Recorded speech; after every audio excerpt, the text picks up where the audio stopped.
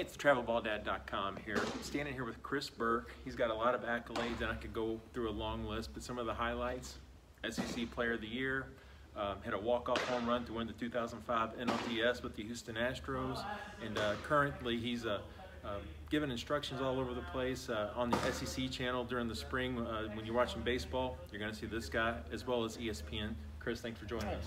Excellent, thank you. Chris has some thoughts around youth athletes and playing through pain. I know I've heard him talk about this topic before, and I wanted to bring it to the followers of the travelballdad.com to hear a former big leaguer's thoughts on playing through pain.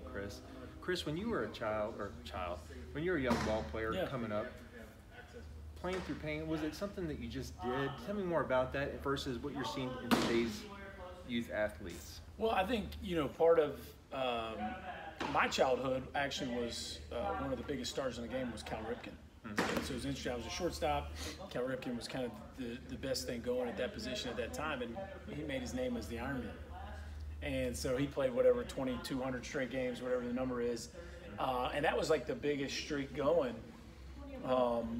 In my early teenage years, right? I think his streak ended somewhere in the mid 90s, and so that was very much held in the highest of esteem. And I think we all know that there's a place for mental and physical rest, but for me, just as a young kid watching the major leagues, that really resonated with me. So that was always kind of a goal of mine. Man, I want to get to the big leagues and play every day my whole career. Right.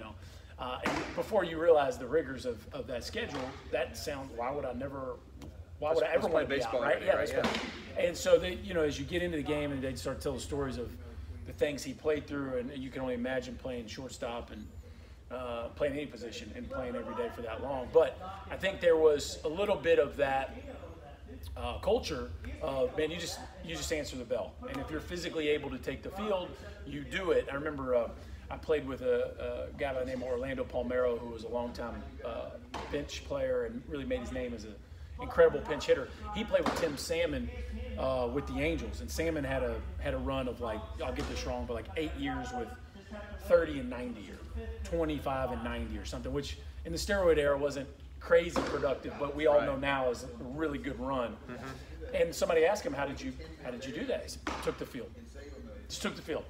I knew if I played 160 games a year, that some days I was going to feel like garbage and hit 2 home runs. Some days I was going to feel great and strike out 4 times. But I knew if I literally just got on the field, that the focus of the game and the amount of mental energy that it takes to compete in the game of baseball, whatever was ailing me would just kind of disappear. And the phrase "just take the field," I hear that, and for me, having not been on the field in quite some time, I apply that to my everyday life, whether it's going to work. Sometimes you just got to get out of bed. Sometimes whether it's get out of bed, go, get on the field. You just got to get out there. You do. And the things kind of take care of themselves. Yeah, it's rare that something that's not a clinical injury can prevent you from playing.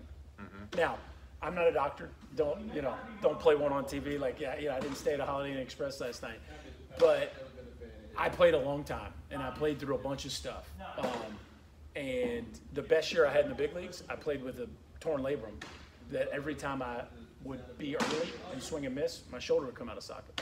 And that's the best year on my baseball card. There's not a whole lot of pretty ones, but that's actually the best one, 2006. So, I played with a guy named Jeff Bagwell, who's in the Hall of Fame, who played the last half of his career. He could barely throw the ball from me to you.